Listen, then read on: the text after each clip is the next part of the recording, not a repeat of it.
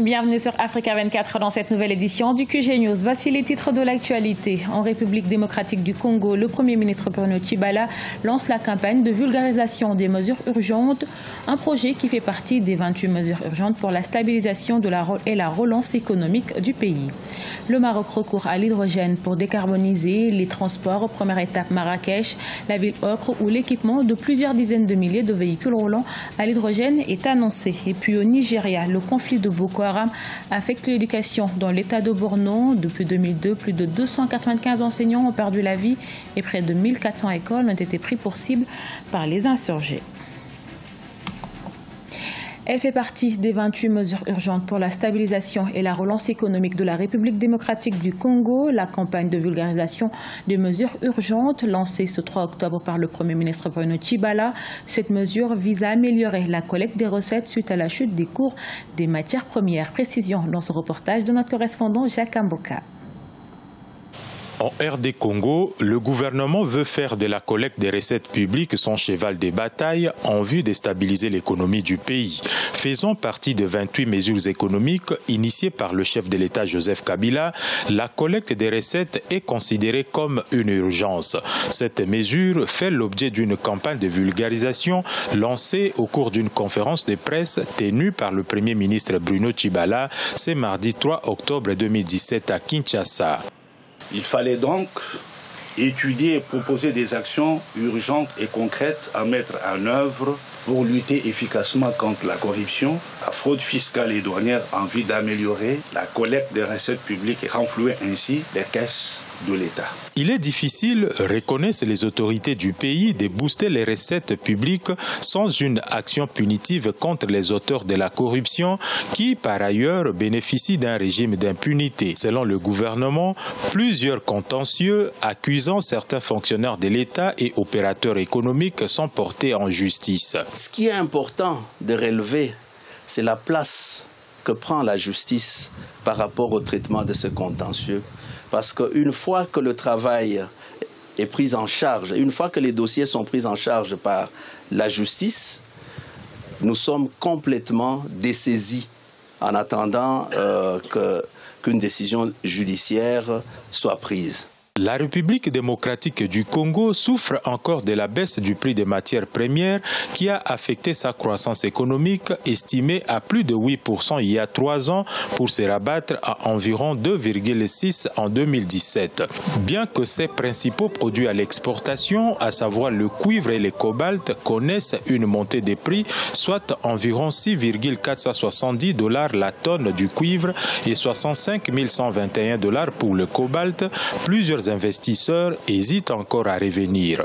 Dans ces conditions, le sérieux dans la collecte des recettes sur divers autres secteurs est de mise pour une relance économique du pays.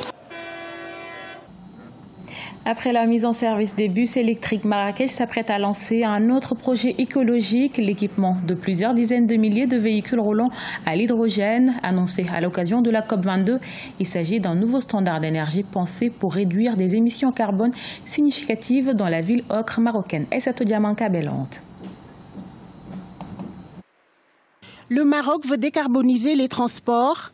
Après la mise en service des bus électriques le 20 août dernier, la ville de Marrakech s'apprête désormais à lancer un projet écologique innovant, la décarbonisation des transports. Quand on supprime le carbone, on est obligé de le substituer à autre chose et il est clair qu'ils le substitueront des énergies vertes, des énergies propres et ça va changer et dans le transport marocain et aussi dans la production et la recherche d'énergie pour le Maroc en général. Concrètement, le projet vise 50 000 véhicules à l'horizon 2021 pour une réduction et l'utilisation de l'hydrogène dans la ville de Marrakech, ce qui fait face à un défi majeur en termes de développement durable.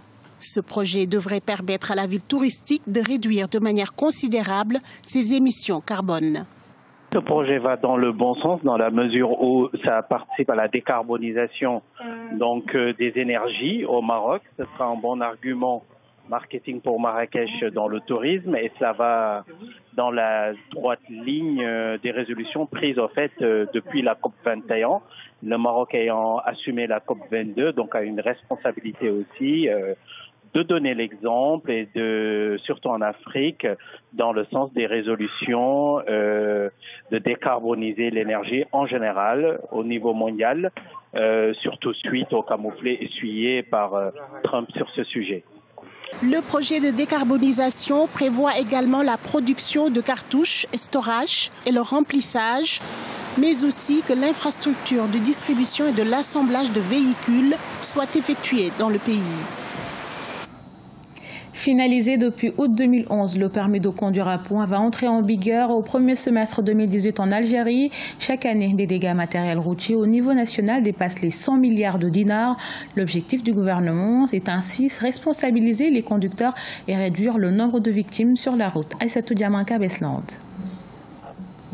Le directeur du Centre national de prévention et de sécurité routière, Ahmed Naïd Houssine, a annoncé lundi à Alger que le permis électronique biométrique sera délivré fin 2017 et le permis à points est prévu le premier semestre 2018. Je pense que c'est nécessaire. C'est nécessaire puisque ça accompagne un mouvement, je pense, plus global sur la restructuration non seulement des routes en Algérie et puis de la sécurité des citoyens algériens. Il s'avère qu'on constate depuis de nombreuses années un nombre de morts sur les routes qui est croissant et un non-respect des signalisations routières qui l'est tout autant. Donc ça posait un problème. Il faut légiférer de cette manière-là aujourd'hui de façon à ce que le citoyen algérien prenne très clairement conscience de la nécessité sur les routes d'être discipliné.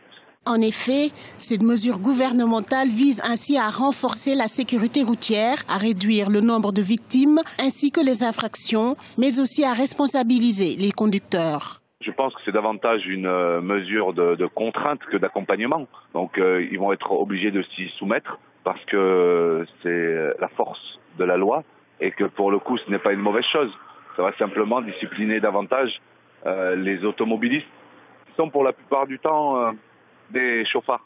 Donc je pense que même s'il y a des résistances au changement, pour le coup, c'est des résistances qui ne tiendront pas la distance.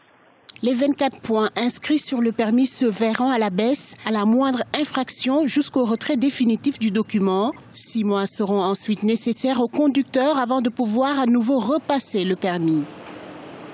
Elles sont soit fermées, soit détruites par les insurgés de Boko Haram. Au Nigeria, 1400 écoles ont été la cible du mouvement djihadiste. Une perspective alarmante pour les jeunes en manque d'éducation, pour la plupart tentés de rejoindre le groupe terroriste. Patricia Solange Dubois.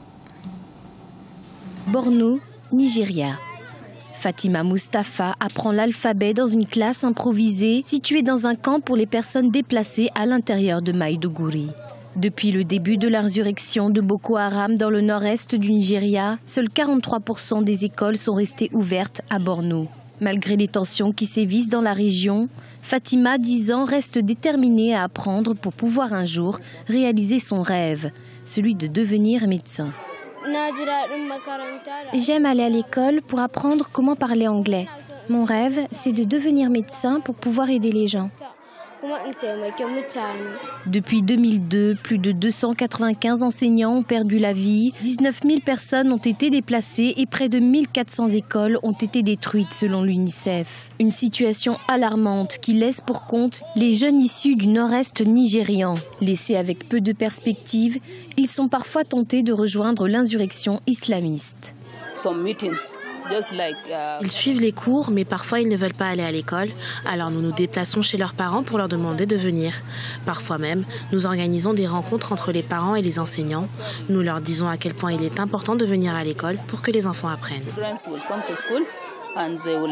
Borno, victime de Boko Haram, n'est pas le seul État malmené par le groupe djihadiste.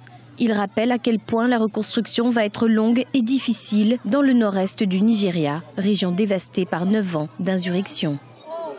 Dans le reste de l'actualité, vers une 5e participation à la Coupe du Monde de la Tunisie, le pays se déplace samedi 7 octobre en Guinée pour le compte de la 5e journée des éliminatoires du Mondial 2018. Si le Sili national n'a plus rien à espérer de cette rencontre, les Aigles de Carthage espèrent remporter cette rencontre pour se rapprocher de la Russie. Rappelons que la Tunisie est en tête du groupe A, suivi de la République démocratique du Congo, la Guinée et la Libye. Ce journal a été réalisé par l'ensemble de la rédaction. Nous vous remercions pour votre fidélité. Dans un instant, une nouvelle édition de l'actualité sur Africa 24.